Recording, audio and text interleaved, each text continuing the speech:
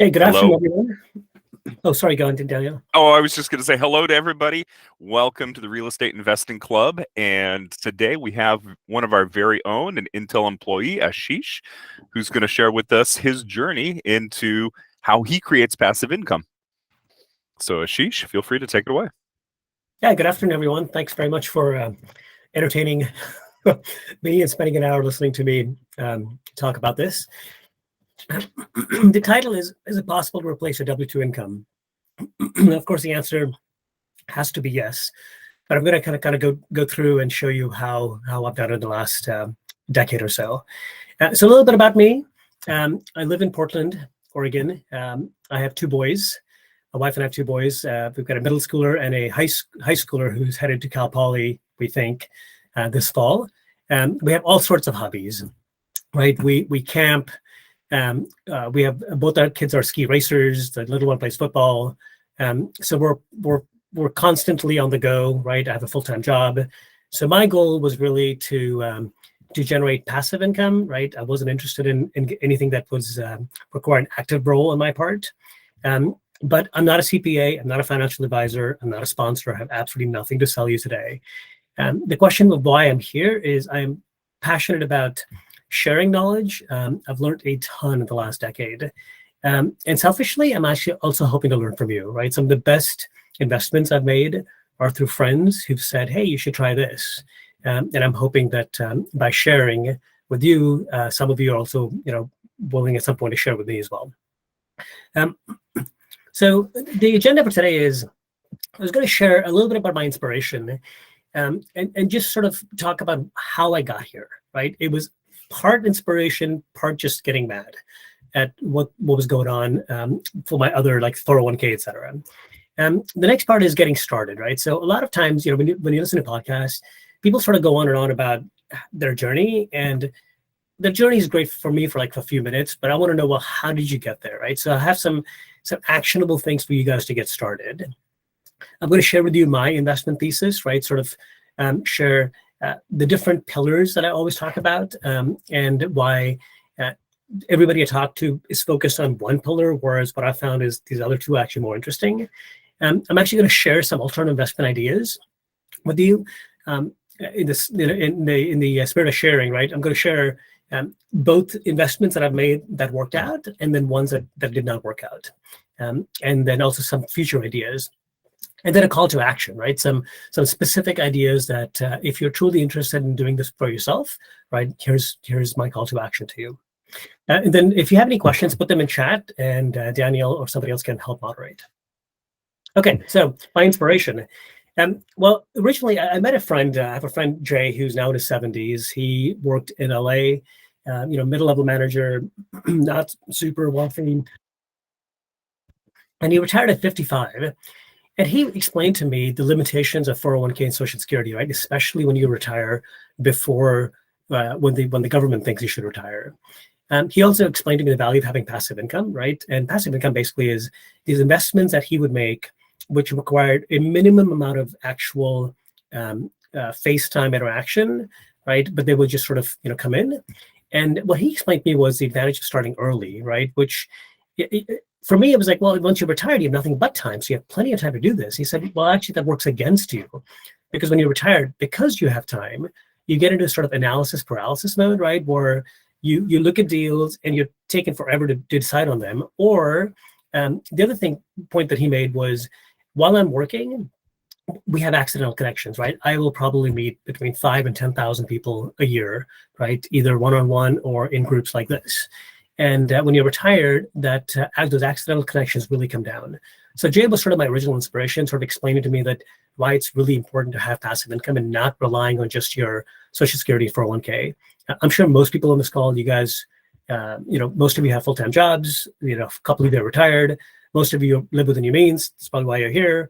And you're maximizing your 401k, and you're expecting it to all pay out, right? My second piece of inspiration, this was more to get me mad, was my ex-financial advisor, right? So here's a sample bill. In 2017, the S&P went up by 18%. My personal portfolio went down by 12%, and I still ended up having to pay $7,000 in fees.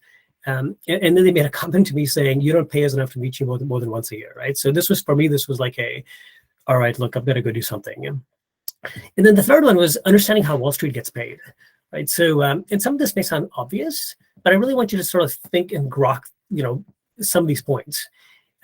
There's a general disincentive to move to cash, funds to cash, right? Why? Because funds can't charge you an expense ratio when you have money sitting in cash. They can only charge you an expense ratio when it's deployed, right? In an ETF, a mutual fund, or stocks. So when you know the market, well, all signs the market's going to go down, right? They will still try and talk you out of moving to cash. Not everybody, right? But at least my advisor did. The other big thing for me was understanding liquidity, right?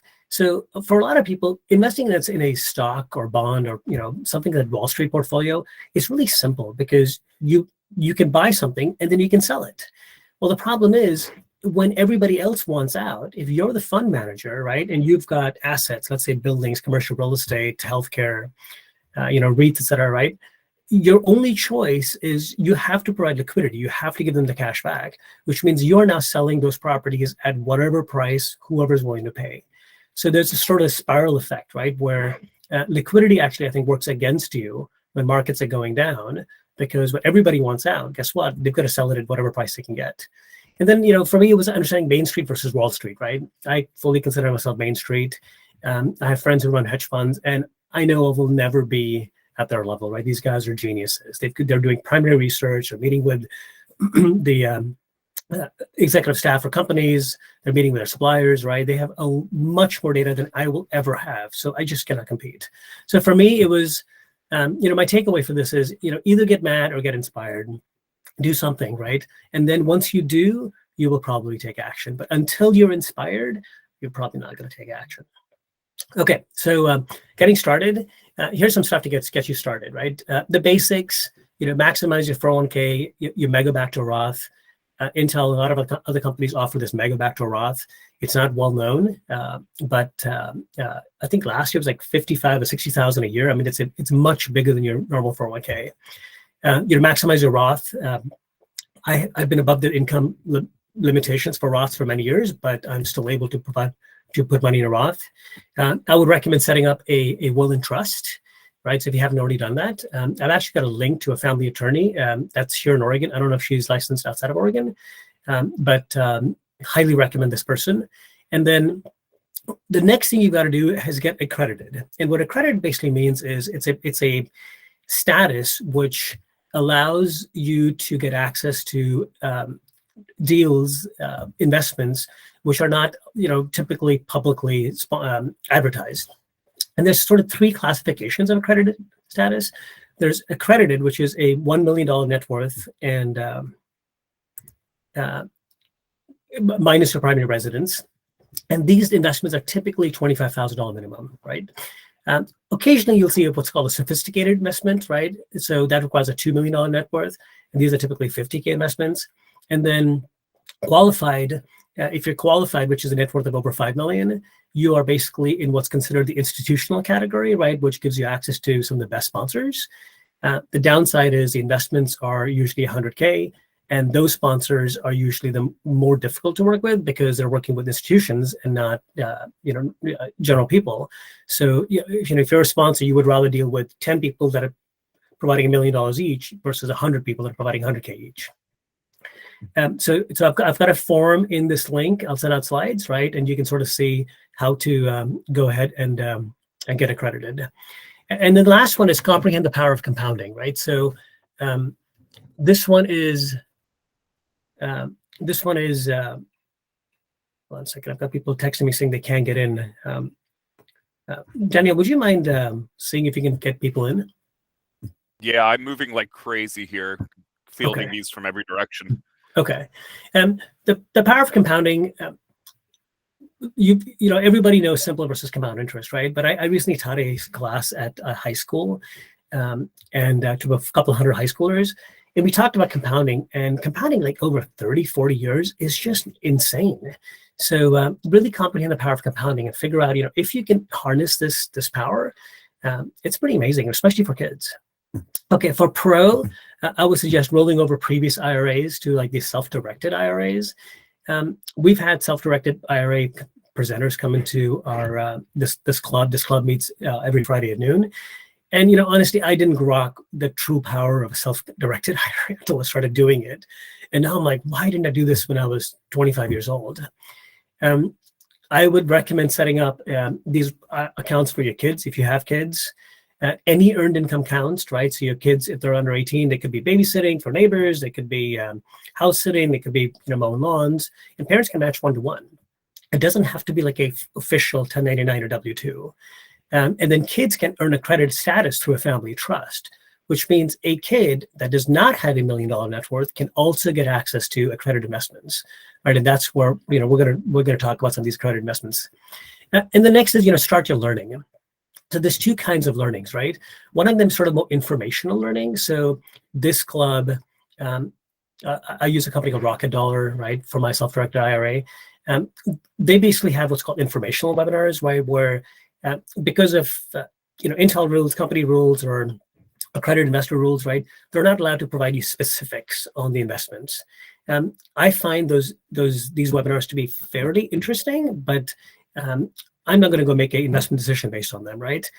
The specific webinars, I use a source called CrowdStreet. CrowdStreet is a company in Portland, actually, that works nationwide, and they have all these different sponsors that come in and raise money on them.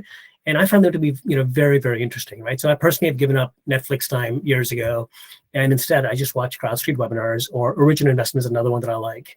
And these are where they bring in sponsors and specific deals. And my recommendation is sign up on these websites and watch like 5 or 10 webinars, right? And don't invest until you've watched at least 5. Because the first one you're going to watch, you're like, this is great, I'm going to put my money in. But watch 5 or 10, right? Because it'll help you, it'll rewire your brain. It'll start to help you understand the vernacular of what investors are talking about. Okay, and then terminology to learn. I'm not going to go into this, right? GP versus LP, general partner versus limited partner, active versus passive income, and this concept of internal rate of return, IRR, versus XIRR. And we can do another session on some of these. Okay, so we're going to open a poll, and if Daniel can do that. And the poll is, how much total income do you think you will need after retiring? So I'm very interested in hearing about this. Is there a way to push this poll out, Daniel?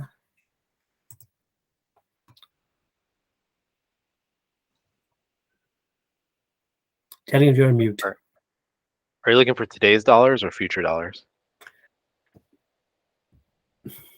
Well, whenever you retire. No question. Say 20 years or less. Okay. All right. Pop it in.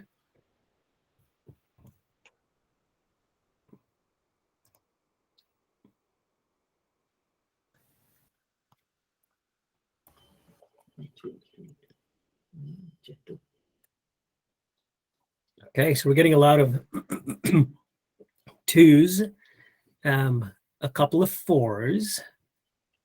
All right, very cool. So I did this a decade ago, and with my financial advisor, and for us, I think it was like $10,000 a month. I thought about this last year, and the number is now, between 4 and 5, right? I priced out medical insurance. Medical insurance alone for a family of 4 is like $3,000 a month. So I realized, okay, so good. So the question is, well, how do you do that?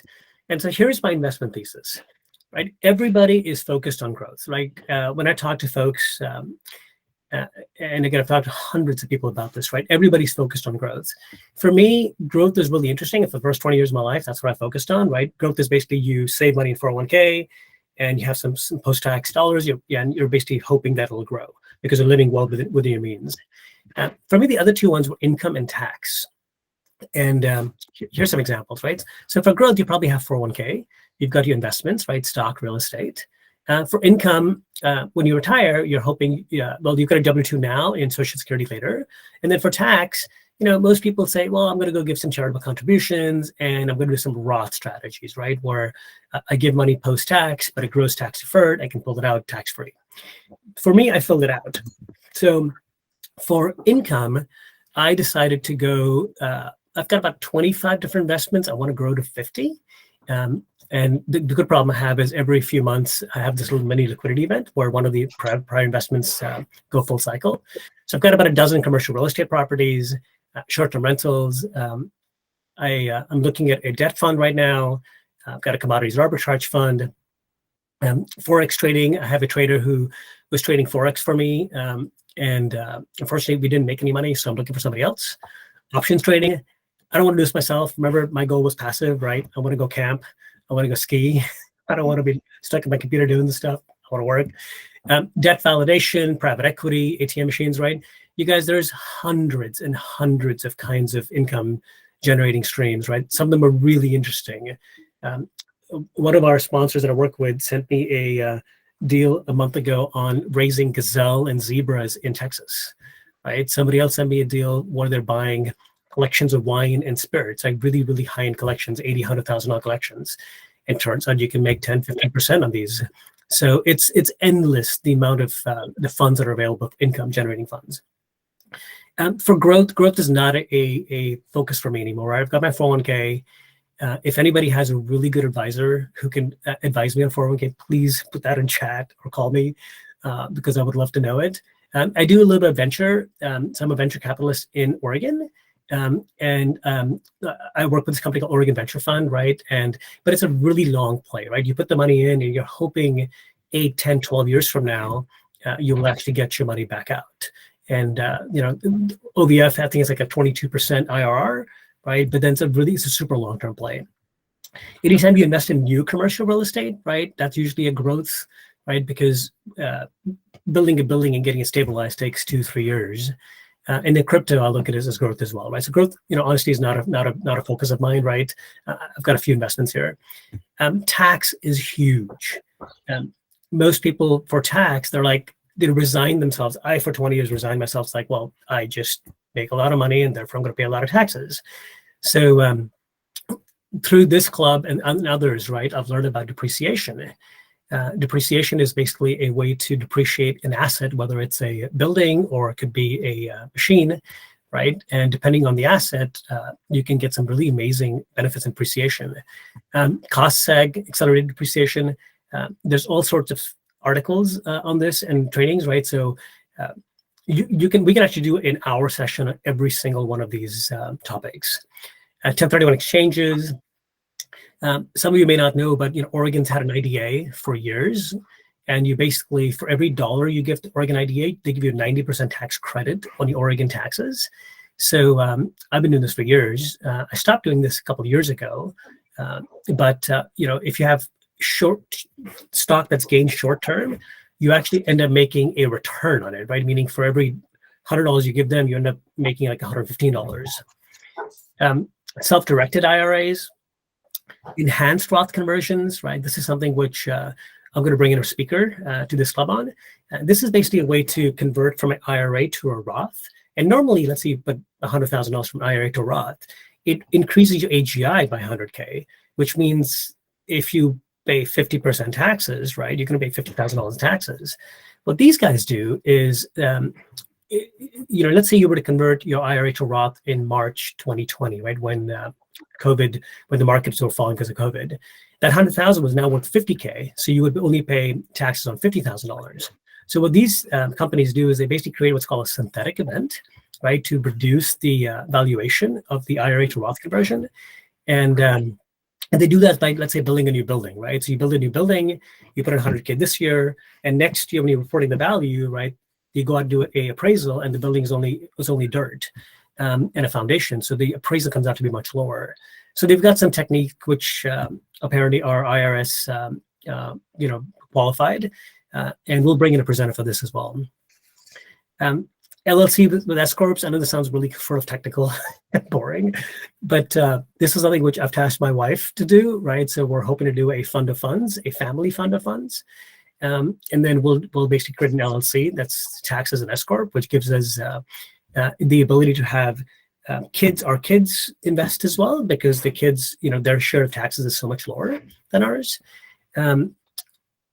DAFs, CRUTs, we'll bring in a speaker for this. Some of you probably know donor advised funds, right? It's very, very simple to set one up, but you may not know about charitable remainder trusts, et cetera, right? There's qualified opportunity zones, there's solar tax credits. The point is, you don't just have to pay your W-2 taxes, right? The point is, a lot of these tax strategies, some will will offset W-2 income, some will offset passive income. But our tax code, I think I'd heard the US tax code grows by like 150,000 words a year. And there's a whole bunch of, the reason for that is, what the government's trying to do is promote certain behaviors, and by that, what they're meaning is giving the tax credits as a result, or tax breaks as a result. And the whole goal is to sort of find sponsors that specialize in this. And I found dozens of sponsors, right, that have products that especially do that. So for me, the investment thesis is 3 pillars, right? Focus on income, right? And income basically means it's something that produces income monthly, quarterly, right? It could be $100 a month, could be $10,000 a month, and then also try and optimize your taxes. I started doing this a few years ago, and I can tell you, right, from personal experience, it works. Still paying taxes, right, but it's working. Okay, so next bullet. What future return do you expect from your best investment, right? So this is basically saying, what do you have today that's your best investment? What future return do you have? Exactly. I would not want 6. Everybody wants 6. I'm going to launch this as a poll here. Sure, you want 6, but what do you? Everybody wants 6. Yeah. What do you have? Okay, so the people who said 5 and 6, would you be willing to share what you're doing?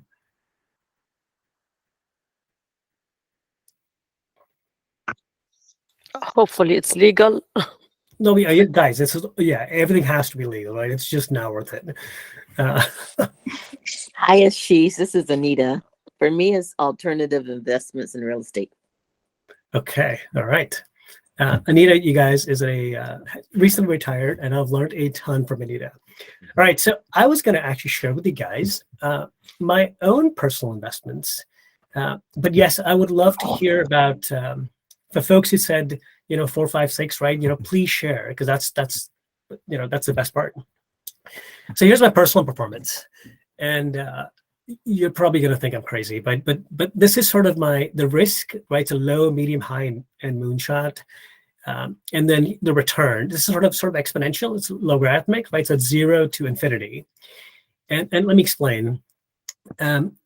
Risk to me is I occasionally do a moonshot project. My get rich quick schemes or almost always get poor quick schemes. And then the legend over here is green is a current or a prior investment. Orange is a future investment that I'm looking at. Dark blue is real estate. Light blue is non-real estate. And the little number is the number of years I've personally been invested in these. And this is sort of, approximate performance as of last quarter. And commercial real estate, I've got, a dozen, so I didn't break every single one out. So you can see, let's see, where do we start here? And you can see most of them are sort of in the 10 to 25%. Let's see some outliers, right? Money market CDs, pretty boring, right? I think I did a CD last week after 20 years, and I think it's paying 4%. It's pretty boring. Office buildings, debt validation, right? Multifamily, industrial. The reason some of these are higher is, I'll explain, but it's because of property appreciation, right? And it just really did really well. Forex, I had a trader who was doing Forex trading for me, and he was making 0.5% a month. But the problem was with COVID, the volatility went up so much, where the cost to transact ended up being the same as the money we were making, right? So we basically stopped it. Eventually, the reason I've got it down here is I've just been in it for 3 years, so haven't been there long enough to actually see any returns. So any questions on this? So I'm going to actually go over some specific examples. What is MHC? Manufactured home community, right? It's basically trailer parks. Okay, so we're going to go through some examples here. So office buildings. So this is the one I bought first, right? I actually bought this one on accident about a decade ago because our advisor came to us and said, hey, you've got some money sitting in cash. Would you be interested in being a limited partner on an office building? And we're like, sure. So it was $25K. It was new construction, so I didn't get any depreciation. But a decade later, I'm still getting $120 about, right, per month, in which was 5.7% a year. And at the time, I was thrilled. I'm like, wow, this is great, right? 5.7% a year returns. This is a building about, I think it was 2 years ago in the Midwest. And this is after, right? This is not through my advisor. And this was also 25K minimum investment, right? But this was an existing building where if you buy an existing building, right, sometimes sponsors will basically pass through depreciation. And depreciation is a strategy to basically say, the walls, the plumbing, the fixtures, the doors, right, are not going to last. The roof, parking lot's not going to last, 39 years. So we're going to depreciate them right away. So I ended up getting a $12,800, 12.8K in depreciation, which is a loss on your taxes, which you can write off in year one, right, against other passive income. And this particular building is paying $270 a month, right? So it's 12.8% a year. So obviously, right, this is a much better deal than this building, right, from just a numbers perspective. If you have questions, pop them in there. And then, yes, Henry, when I say buying a building, is join a syndication. I am embarrassed to say I don't even know where this Nike building is. It's in Oregon, but I honestly don't know which building it is.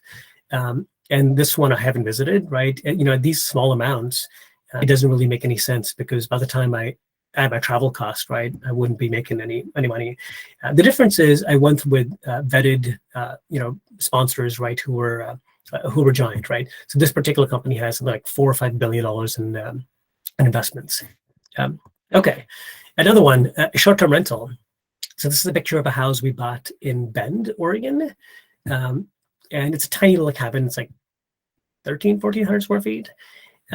But for this club, we always talk about short-term rentals and what a great deal they are.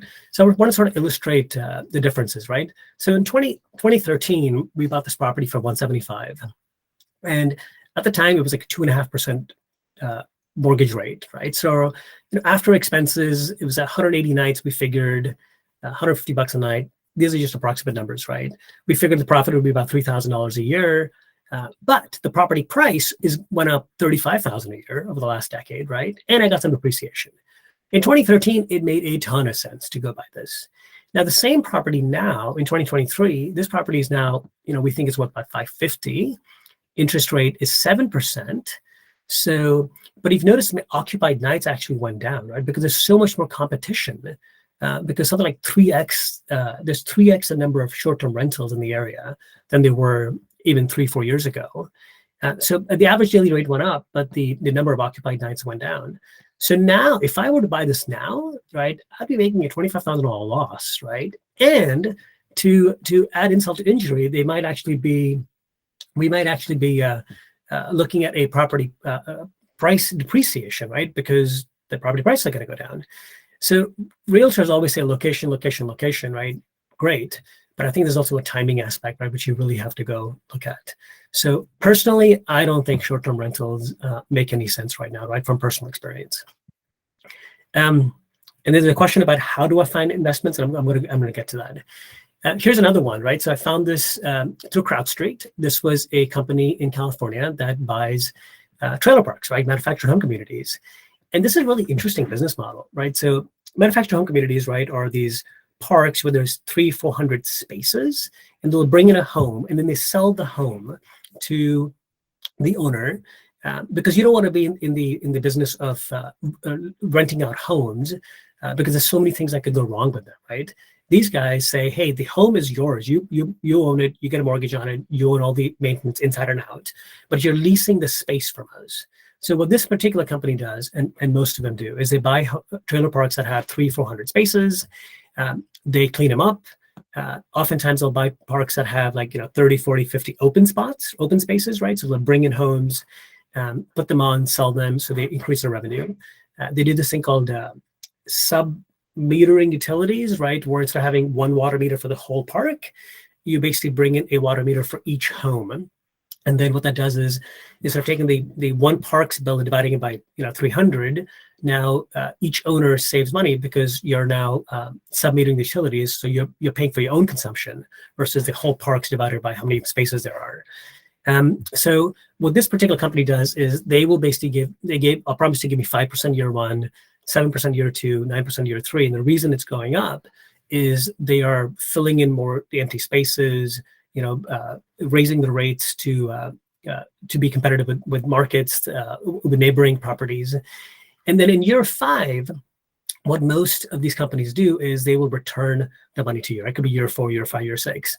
And the reason they do that is banks will only lend up to like 65% of loan to value, which means the balance 35% has to come from somewhere, right? And the sponsors will kick in maybe 3 or 5%. So there's a little spot in the middle where investor equity can come in. But the value of the property is based on how much cash you're generating. So the more your income is, the more the value of the property is. So at some point, right, if the cash, your net operating income goes up, you can then go refinance with the bank and take all of your money out as a sponsor. And for most sponsors, that's where your relationship with your investor ends, right? Because they say, hey, here you go, here's your money back, right? Good luck. But for them, for the sponsor, if they don't have any more principal in that deal, they're now at an infinite investment, right? Which means if you have zero principal and you're getting a return, by definition, you have infinite returns. From this company, this probably was in Georgia, and they promised me a 1.25 to 1.75x depreciation, right? So let's talk about that for a second. This was really, I was like, how can you give me more in depreciation than I put in?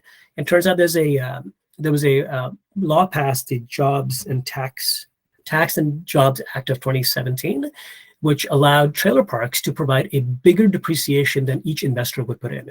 So they actually gave me 1.6x, right? For every $100 I gave them, they gave me $160 in a loss that I could use in my taxes.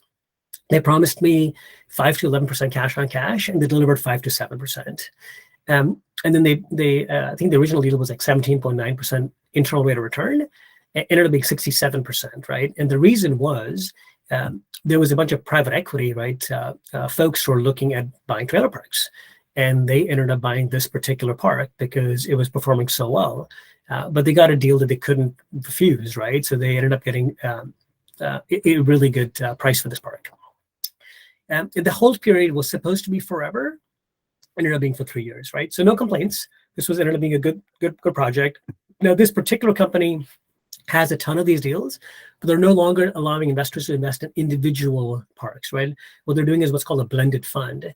And the downside of a blended fund is you basically invest in 50 properties across 20 states, which means you're going to get a tax document every year, which now potentially requires you to file in each of those 20 states. And I didn't particularly want to be doing that when I was 90 years old, right? So, which is why I'm not investing with this particular company anymore. Just because I'm afraid of the tax, right? Our taxes are already way too complicated. Okay, next example. This is an elder care facility. I'm sure you've heard about sort of the silver revolution in America, right? Where more and more people are aging, and there's a huge shortage of retirement homes. So I decided, well, I should go become a limited partner in a retirement home. And unfortunately for me, I bought this in Jan of 2020, right? 2 months before the COVID lockdowns started. So hypothetical, right? This is sort of what the company provided. I was supposed to get 3% year one, 9% year two, 24% year three. Well, COVID happened, and then a bunch of people moved out. And then the vaccines came in, so a bunch of people moved back in. But then the wages increased, right? So I think their cost to run the facility went up significantly, so which of course affected my net operating income. And then they issued a capital call. And a capital call is basically they say, hey, that's great that you invested, but now we're running out of money, and now you have to put in more money into this deal, otherwise we're going to dilute your position. So it wasn't a very big capital call. I think it was like 15 or 18% of my original investment. So projected is here, actual is 0, right? So I haven't gotten a penny out of this. The reason I brought this up is if I had bought this through a publicly traded instrument, right, something like a stock market, by year 3, most investors would have been like, hey, I'm out, right? I'm going to take a total loss and just sell it, which means the sponsor would have been forced to liquidate this property at whatever price they could get. Well, guess what? I'm actually still bullish on this because 3 years into it, now they're actually starting to make money, right? Last quarter they broke even. This quarter is expected to make money. And because it was not in the public market, right? The sponsor fully decides when they want to sell it. Right? I have no say in it. So they've decided, no, we're going to go hold on to it, which means the property is still there, right? It's probably appreciated value, right? Or will at some point. And I expect to get my return starting, in this year. And second half of this year. So, just an example of why I think it's beneficial to invest in these deals as illiquid versus liquid. Okay, next one is Bitcoin mining. Boy, yeah, I'm a little embarrassed by this one, right? It sounded like a great idea.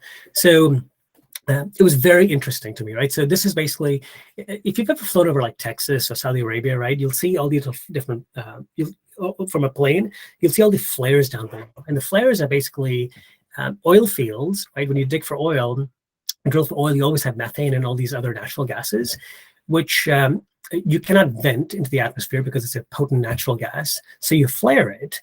And then if you're wondering, why wouldn't you just capture it and sell it, right? The problem is, these wells are considered stranded, which means there's no pipeline out there, right? It's too expensive to truck it out.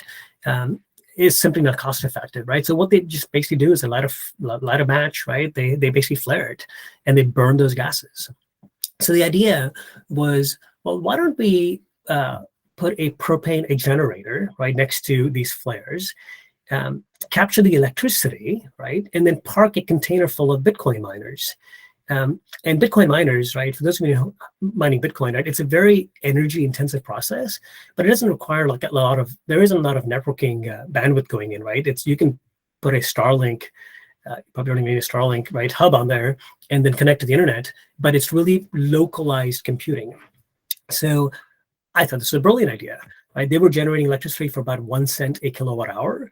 They parked a container full of energy-intensive Bitcoin miners, and there was a 68% reduction in carbon emissions, which appealed to, the environmentalist to me. And then also you could mine Bitcoin for $9,000 Bitcoin, which at the time of this deal, I think Bitcoin was at 16,000. And then when Bitcoin went to 50,000, I was thinking I'm a genius. Well, guess what? What happened was Bitcoin went back down. The difficulty in mining Bitcoin went up, right? At one point last year, it became so expensive, even after practically free energy, right? They basically turned it off because it was cheaper for them to buy Bitcoin in the open market than it was to mine it. So I did get the depreciation upfront, right? So I did get the loss. The year one return of capital was supposed to be 115%. In actuality, I think it was more like 6 or 7%. The IRR, the reason for the range is they were saying, well, if Bitcoin's at 40,000, it's 44%. If Bitcoin's at 500,000, it's 157%, right? So TBD, what the IRR is going to be, I have no idea, right? And the whole period, again, no idea. So this was an investment which, did not go as I was expecting. All right, next one, ATM machines. Hopefully I'm not boring you guys. ATMs, I showed this to high schoolers and they're like completely bored. Like ATMs are so boring. Well, turns out it's actually quite interesting. So the unbanked, underbanked is the fastest growing demographic in the US. Everybody on this call, I really doubt you guys have paid much in ATM fees unless you're at a foreign airport, right? That seems like the only time I personally pay an ATM fee. There's also a growing use of prepaid debit cards, and then the EBT, the SNAP cards, which you can now use on an ATM machine. And there's a growing population that has the capacity to get credit, but they don't trust credit cards or they prefer cash. So my friends who work in banks, right, are telling me that banks are actively firing clients right now who are irresponsible. They're a pain. They're constantly overdrawn, and the banks are. They've got the regulation. They can only charge so much in fees. So somebody came to me with this with the idea, hey, why don't you go buy ATMs? I don't run the ATM, right? I don't even know they're installed. I'm not interested in where they're installed. But turns out the average ATM has about 500 transactions, and they make about $2.50 per transaction, right? So think about this, right? This is really pretty insane. One machine is generating $1,200 a month in revenue. And the way the stack works is 1/3 approximately goes to the location owner, right? So if you're at a nail salon or a McDonald's or whatever, right? 1/3 goes to the location owner, 1/3 goes to ATM operator, and 1/3 goes to the investor. So this being a machine, right, you depreciate it because the IRS allows you to depreciate it. So for me, they promised 100% depreciation year one, and sure enough, right, we got 100% depreciation. This particular vendor sponsor was promising 24.7% cash on cash, which is about 2% a month. And yeah, we got it. And then the IRR, internal rate of return, right, was projected 19%. I actually used this thing called XIR. XIR takes into account the time value of money, right? So it takes into account when you're getting it back.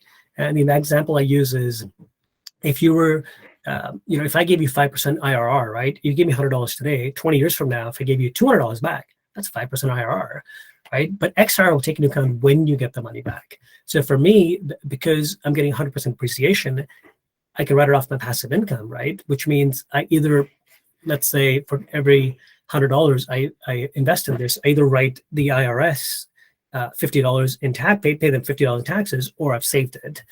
So for me, my within 2 years and a few months, right, I expect to get all of my money back. And then for the next, I'm sorry, that's an error. The whole period is actually 7 years.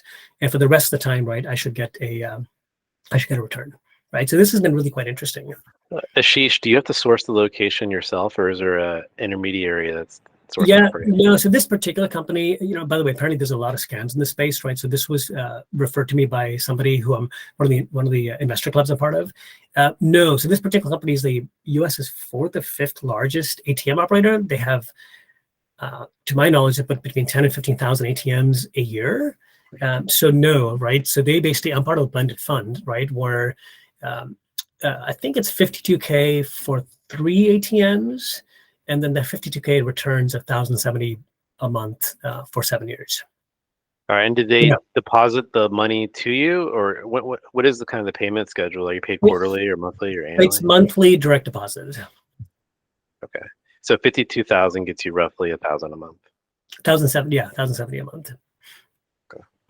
All right, next one. Oh, future. So here's the stuff I'm looking at for the future.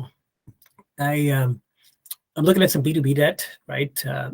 There's a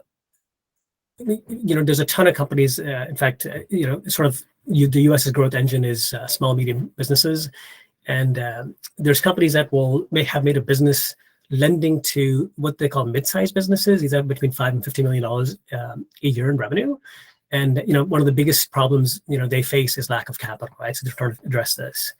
So this particular deals, right, there's no depreciation, it's about 8% cash on cash. There's a preferred equity portion, right, where the actual IRR to the investor will be about more like 15%. That's like a 10-year hold. So they tend to be, at least to my knowledge, they tend to be pretty low risk. And there's hundreds of these companies that I think overall they'll raise something like $500 billion a year, across the total. So lots of these companies, they're in the B2B debt financing space. I'm also looking at real estate debt. We had a couple of presenters come in the last couple of weeks, right? We had Jeff Baker coming from Sordis. We had Rance coming from Morrison, right? So I'm looking at some of their funds as well, right? There's a lot of debt funds in the US. And a debt fund is basically, it seems to me like it's a pretty low risk way to get about an 8% cash on cash. Cash on cash basically means for every $100 you put in, you get $8 a year, right? And some pay quarterly, some pay monthly, some pay annually. And then the IRR, the internal rate of return, is more because there's some equity portion in there as well. So this is what I'm looking at deploying the next couple of months. I'm also looking for options trading. If anybody knows somebody who trades options and is willing to do it with somebody else, please put it in chat or get a hold of me. I would love to hear it. I'm looking at workforce housing. So workforce housing is, for those of you paying metro taxes, right, sort of the homeless tax I called, that money is going somewhere, right? And this is both a good return, also a good feel good, because the reality is there's so many people that are priced out of markets, and as our regulations become more tenant friendly, landlords are more hesitant to take a chance on a questionable tenant, right? Which is increasing the homeless population. So with workforce housing, you basically invest in properties that the local governments will give you what's called a tax abatement, right? They'll give you a huge discount on property taxes, which takes away some of your risk. And then you reserve a portion of those housing units for low-income housing, where the government guarantees that they will pay their money, right? So this is actually a really interesting investment. I'm looking at NNN. NNN is triple net investments. And I mentioned I was going to set up my own fund of funds for our family, right? And primarily as a way to get our kids some exposure to this, and also take advantage of their lower tax brackets than my wife and I. Okay, now that I've probably thoroughly bored you guys, so there were some questions in here about how you find investments. So, well, let's start over here. Let's start at the bottom over here. Do you want me just to read them off to you, or do you want to read them off yourself? Well, hold on. The questions I'm going to cover this slide first, right? So, well, okay. So, what do I look for in investment, right? So, I look for a few things. Tax benefits. That's something which nobody told me about in the beginning, right? Tax benefits are huge. If somebody gives me depreciation right up front, that's really interesting because it reduces your risk on the investment, right?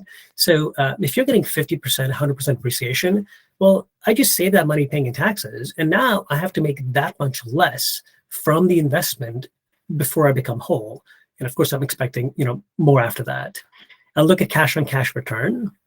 I look at how long it takes from the time I make the investment to when I get my first distribution. I look at what's called the internal rate of return, right? So, sort of the overall ROI. Things like liquidity, right? Is it liquid? Can I pull it out? Some of those debt funds I was referring to earlier, sometimes they've got like they'll allow 5% of the overall fund to pull out. So that's, helpful, right? I look at the hold period. Is this like a decade-long fund, or is it like a 3-5 year? Is there an exit strategy? I look at the investment thesis, right? Try to figure out from the sponsor why they think it's going to work, why they think it's going to make money. I look at K1 complexity. K1's the tax document that's provided. And you guys, I have one investment that I did many years ago, and the K1's like always late. It comes in September, which means I always have to extend our tax return. It's like 80 or 90 pages. The once K1 is like 90 pages long. And I'm now, I think, filing taxes in Colorado because I owe them $2, right? It was not a smart choice. So I look at K1 complexity. And then after all of this, I will then decide whether I want to invest in it, and then whether I want to invest in it through a post-tax fund or an IRA, right? Because if the K1's overly complex, it probably makes more sense to do it through an IRA, right? If there's depreciation being given to you, any tax benefits, that's probably makes sense to do it through a post-tax account. So that's what I look for in an investment. In a sponsor, I look for tenure, right? With some of the investments I showed you earlier, I violated this rule, and that was a mistake, right? So you look at tenure, like how long have they been doing it, right? What's, if somebody who's been doing it for like a decade or 20 years, right? Chances are they figured it out. I'm looking at sort of what they promised for projected versus actual performance for past deals. I'm looking for like assets under management, right? Is this a tiny sponsor? Is this a huge sponsor? References, and then timely tax reporting, right? Taxes really are a pain, right? Because you really have to figure out when the taxes are going to be reported. And, of course, some of these are more important than others. And then where I look for investments, this is huge, right? So this is probably the most important one. Previous sponsors I like, right? So chances are you guys all have sponsors that you've worked with. I'd heard there's 8,000 sponsors in the US. So lots to choose from, right? I'm part of several investor groups where, people basically share their experiences with the sponsor and say, well, this is what I learned, this is what worked, this is what didn't work. Word of mouth is huge, right? And frankly, that's why I'm here, is not just to share, but also learn from you. CrowdStreet, some people sort of look down on CrowdStreet. I think it's great, right? It's a great educational platform, right? So sign up on CrowdStreet and again, watch half a dozen webinars, right? A dozen webinars. It'll change the way you look at the world. For me, when I'm driving around now, my wife's looking for parking spaces, and I'm thinking like, hey, wonder what the cap rate is for that building, and what's their business model? It changes the way you look at the world. And then I've got a self-directed IRA custodian that also has webinars, right? So I attend some of those as well, right? Just to, so for me, it's like I get probably 10 to 20 deals sent to me a week. I'll maybe spend an hour or two on webinars. And then for me, it's invest and forget, right? You basically figure out, okay, I'm going to pull the trigger, invest in this, and then I forget. And then what I have to do is once a year, I am doing my taxes. All right. So your call to action, and gosh, we are 7 minutes. So is it possible to replace your W-2 income? Yes, I absolutely believe it is. And what's really interesting about this is I talk to a lot of my friends and folks who work really hard all their lives, right? They live within their means, they maximize their savings. And when they leave, there's two problems, right? One is people want to retire before they're 67. You retire at 55, you don't really have access to, Social Security. You can't pull money out of your 401k, right? So they're like, well, shoot, now what do I do, right? And the other is when you do some of this stuff, right? When you actually have these passive income streams coming in, they continue. So if you do end up stop working, right, guess what? Your passive income streams continue. So you guys, I really think it's important. I cannot encourage you enough to think about this, right? And think about starting some of these. So the steps I would suggest is complete your accreditation status, right? Set up your will and trust. Set up a self-directed IRA account, right? And if you have kids, you've got to do this, right? Look at this compounding calculator, right? And put in some numbers and you will just be amazed. And then start learning, right? Don't invest yet, learn, right? Watch, a dozen, 10 webinars, right? It'll change your vernacular. It'll change the way you think about investments. And then reach out to your network, right? Ask your friends what's working for others and start your deal flow for alternative investments. And then the investing part is, look, this is scary. For me personally, I looked at how much money I'd lost in my Wall Street accounts. And I said, okay, I'm going to start with 10, 15%, right, of what I lost. So if you lost a couple $100K, I would say, okay, fine, I'll start with 25K. Because I've already lost it, right? What's the big deal here? And what I found was a lot of these investments are sort of get rich slow, right? And they tend to be much less volatile than Wall Street for sure. And then share, right? Sharing is big, right? I want to learn your learnings, right? I want to hear from you on, good and bad, what you learned. All right, so I'm done. So let's take some questions. All right, we've got quite a few here, and I'm going to go back to the very beginning of the chat where Karthik is asking, is a 401k balance used for the net worth calculation in figuring out whether you are accredited or not? Yes, absolutely. Your primary home is not, but your 401k is. Dennis is asking, have you read the 4-Hour Work Week? What are your thoughts on automating active investments to turn them into passive? Yeah, I have not. That's something which I should read. Thanks for the suggestion. Okay. It's a book that's talked about a lot in investor circles, so I'd recommend it too. Okay, thanks, Dennis. Okay, Elizabeth is asking, as a sponsor, for mobile home communities or mobile RV parks, what is your liability? What are you exposed to? What if the trailer park has water-based issues? Yeah, so typically, because of the way it's set up as an LP, right, and the LLCs, the way I was explained is there is no liability to investors, right? What could happen is a capital call, right, where if things go south. So that's something which you do have to look at, right? Is are they anticipating or expecting capital calls or not? And do you have anything to add, Daniel? Yeah, I was going to say just the very word limited and limited partner means that you are limited to your losses are limited to the amount that you contributed. You can't have more liability than that. All right. L has a question. Do you hold separate bank accounts to fund transactions with each of these accredited investor investments? The reason I ask is many investment portals, i.e. CrowdStreet, require a bank account to fund with. No, I'll just have our savings and, we have our normal bank account and then we have a self-directed IRA bank account. right? So I don't have separate bank accounts to fund these. Maybe I'm not understanding the question. Yeah, I don't have separate bank accounts either. They usually all come out of the same account. Anand actually says that he's got a person that he's very happy with as an options trader. Thanks, So, Anand. Definitely Anand. going to reach out to you. Let's see. Don is asking, how do you vet the credentials of an option trader? I don't know. Anand, do you want to share?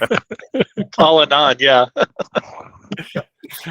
All right. And lastly, do you currently have a financial advisor, or are you your own financial advisor?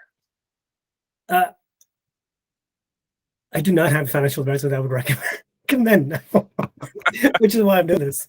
If you guys have one, I would love to hear it. Yeah, the reason I started doing this is because I was just frustrated, right? It seems like financial advisors, I mean, I met some really good ones, right? But for me, it was what I wanted was income streams coming in now before I retired, which a lot of financial advisors could not do unless I did like an insurance annuity or something, which is paying like 4 or 5%. And I really wasn't interested in those.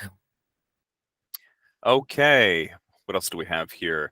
What are your thoughts on a whole life insurance process? Yeah, so I actually have a giant tax strategy spreadsheet, which maybe we'll come into the group and share that. Let's see if I can share it with you guys real quick. So I started putting it together a year or two ago because people kept asking me for it, and in here I listed a bunch of strategies, descriptions, right? And look, this is open source, right? So I want this to go out and send it to other people, and you guys can put yours in as well. So I've got cash value whole life insurance. I know there's a couple of people on this call that have done it. I personally haven't quite understood how it works to my advantage, so I have not done it yet. But I would love to learn more about it. When you say that it's open source, does that mean that you share the link? Yep. Okay.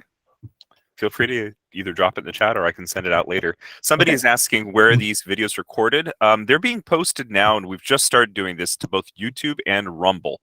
Not all of the videos are available on YouTube because for whatever reason, they flag them on occasion and don't provide a way of me to challenge it.